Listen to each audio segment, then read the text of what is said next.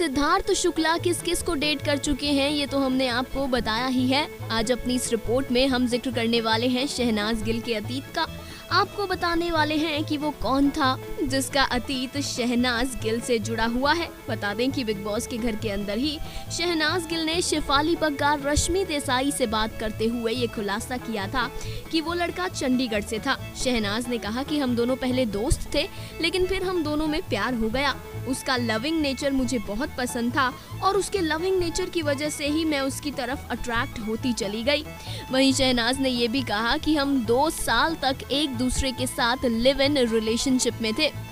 शहनाज ने कहा कि दोनों का ब्रेकअप हुआ क्योंकि उसे ड्रग्स लेने की आदत पड़ गई थी। शहनाज ने ये भी कहा कि मैंने और उसके परिवार ने बहुत कोशिशें की लेकिन उसकी ड्रग्स की लत नहीं छूटी और फिर हमारे झगड़े होने लगे जिसकी वजह से हम दोनों का ब्रेकअप हो गया। वहीं शहनाज ने ये भी बताया कि ब्रेकअप के बाद वो बेहद रोया करती थी। शहनाज गिल इतना रोती थी कि वो डिप्रेशन में चली गई थी।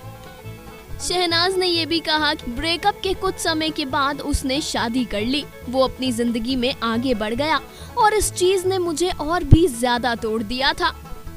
वेल शहनाज कहते हैं ना कि जो होता है अच्छे के लिए ही होता है।